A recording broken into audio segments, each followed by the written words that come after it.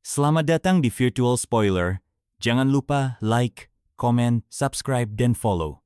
Sebelum videonya dimulai, Mimin mau meminta tolong ke kalian semua untuk bantu channel ini agar bisa monetisasi dengan cara subscribe channel ini dan selalu menonton video terbarunya. Terima kasih.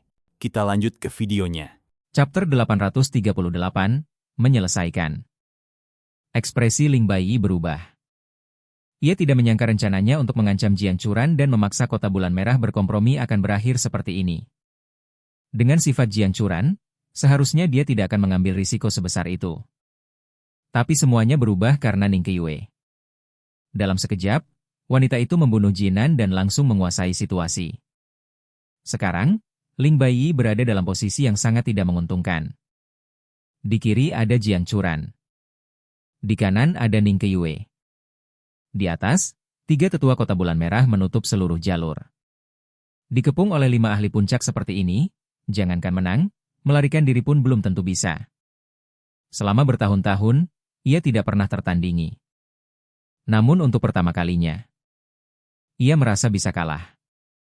Harimau Langit hanya tersenyum pahit. Misi kali ini terlalu berat. Sepertinya ini akhir bagi kita. Bahkan ingin pensiun pun sulit. Xiaoba tertawa ringan. Kalau banyak ahli ikut ke dunia bawah, bukankah itu menyenangkan? Kita tidak sendirian. Ia menambahkan dengan santai. Mungkin bos juga akan ikut. Mulutmu tidak bisa bicara yang baik-baik? Harimau Langit menggeleng sambil tersenyum pahit. Kalau bos mati, 8 divisi benar-benar tamat.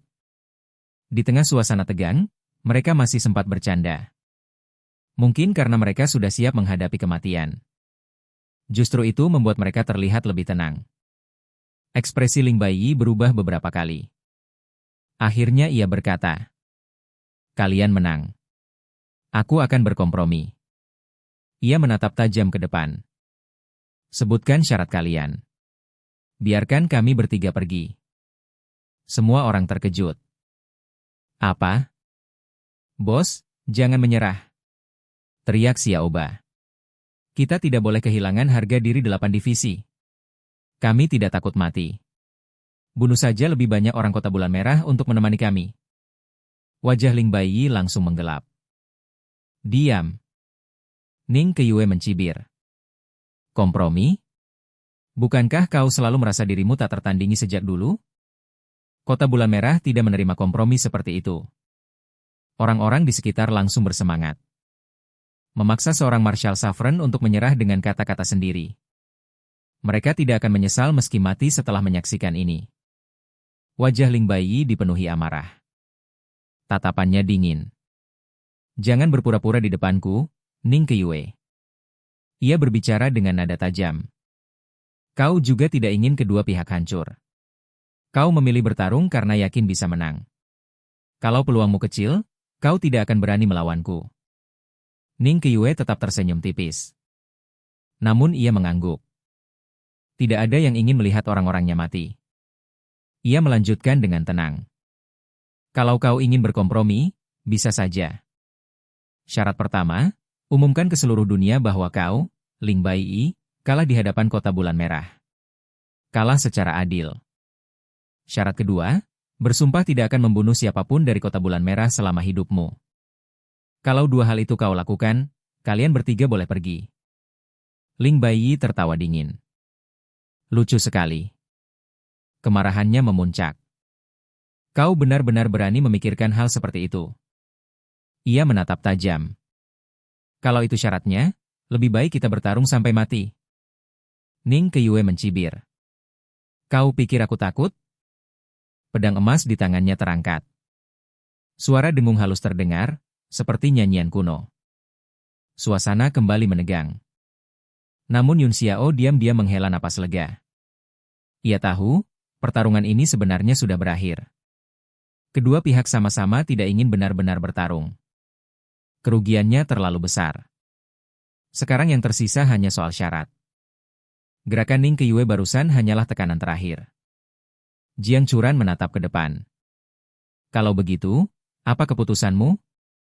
Ling Baiyi mendengus dingin. "Masalah hari ini, kita anggap selesai. Aku akan berpura-pura tidak terjadi apa-apa. Aku juga tidak akan menyimpan dendam terhadap kota bulan merah. Itu batas kompromiku. Jiang Churan mencibir. Ling Baiyi, aku tahu kau terbiasa bersikap sombong. Tapi di dunia ini, masih ada tempat yang tidak boleh kau ganggu. Ia melanjutkan dengan tenang. Soal mengumumkan ke dunia, bisa kita hilangkan. Tapi kau harus bersumpah, selama hidupmu, kau tidak akan membunuh siapapun dari kota bulan merah. Dan kau tidak akan pernah menginjakkan kaki ke kota ini lagi. Ia menatap tajam. Kalau kau setuju, kau boleh pergi. Kalau tidak, tetaplah di sini. Aku tidak punya syarat lain. Jiang Churan memang tipe pemimpin yang praktis.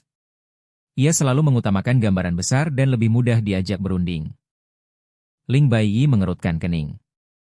Ia tahu, inilah kelebihan Jiang Churan. Mau maju atau mundur, semua keputusan ada di tangannya.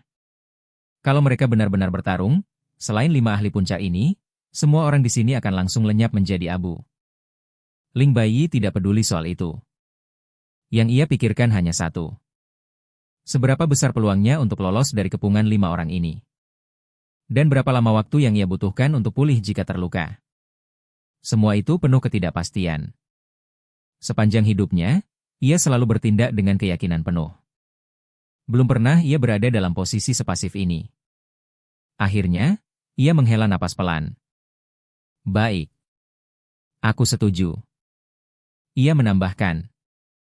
Tapi aku punya satu syarat tambahan. Dong Menyuan juga harus dibebaskan dengan selamat.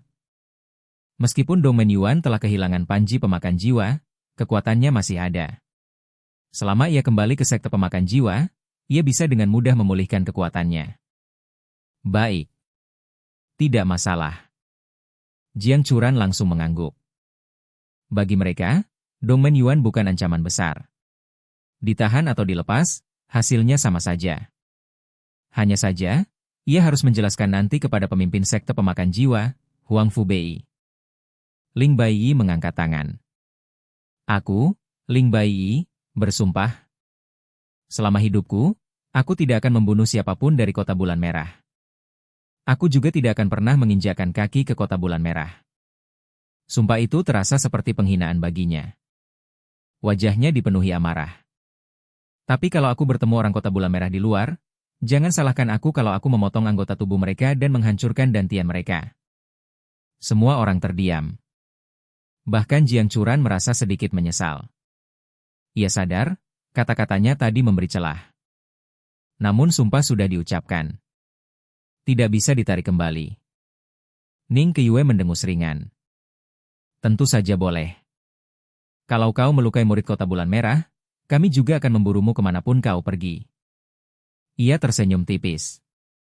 Tapi ingat, menurut sumpahmu, kau tidak boleh membunuh kami. Ini justru menguntungkan kami. HMPH, kau pikir aku takut? Ling Baiyi mencibir dingin. Ia menatap semua orang dengan tajam, lalu berbalik dan pergi. Begitu ia pergi, tekanan yang menyelimuti tempat itu langsung hilang. Udara yang tadinya dingin perlahan menghangat. Semua orang terdiam cukup lama. Dalam waktu singkat, mereka seolah sudah melewati gerbang kematian. Rasa lega memenuhi hati mereka. Jiang Ruobing berlari ke depan. Ayah, guru. Kenapa kalian membiarkannya pergi? Jangan pedulikan aku. Plak! Jiang Churan menamparnya. Tubuh Jiang Ruobing terlempar.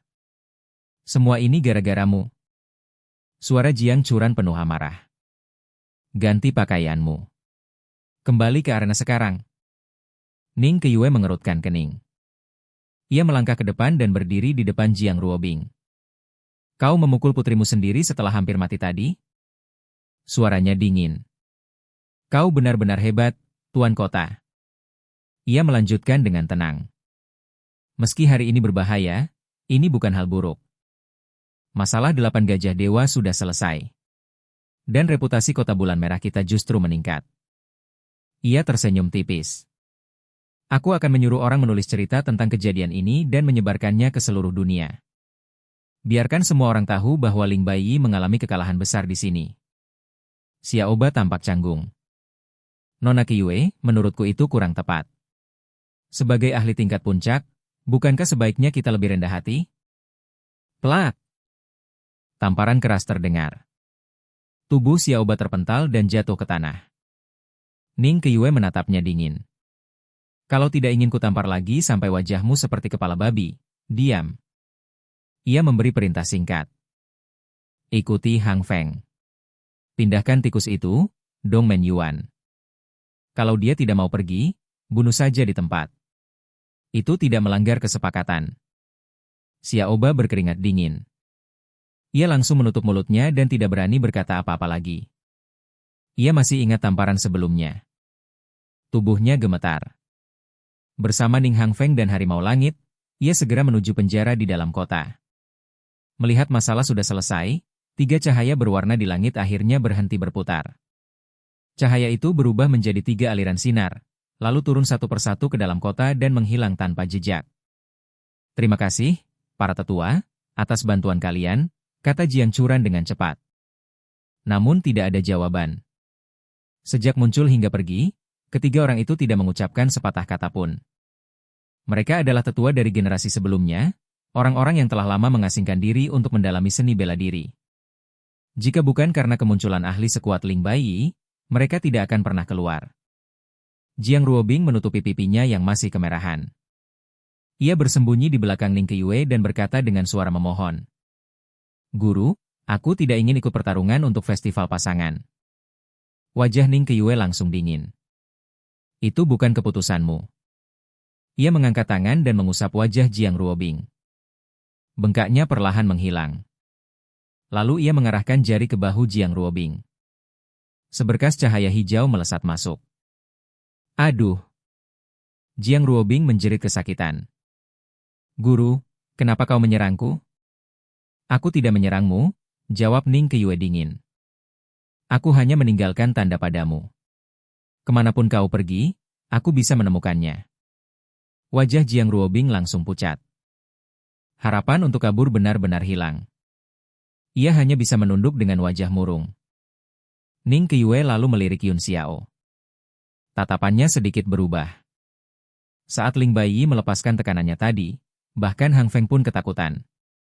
Ia menatap Yun Xiao lebih dalam. Hanya kamu yang terlihat tenang. Padahal kamu berdiri paling dekat denganku. Aku penasaran sekaligus terkesan. Ucapan itu langsung menarik perhatian semua orang. Jiang Churan dan yang lain ikut menoleh. Yun Xiao mengusap keringat di dahinya dan tersenyum canggung. Sejujurnya, aku takut sekali. Saking takutnya, aku sampai tidak tahu lagi apa itu rasa takut. Oh, jadi begitu, kata seseorang sambil mencibir. Beberapa orang tertawa pelan. Suasana pun mulai mencair. Tak lama kemudian, semua orang kembali ke kota. Jiang Churan berkata, Saudari Kyue, tolong bawa Ruobing kembali.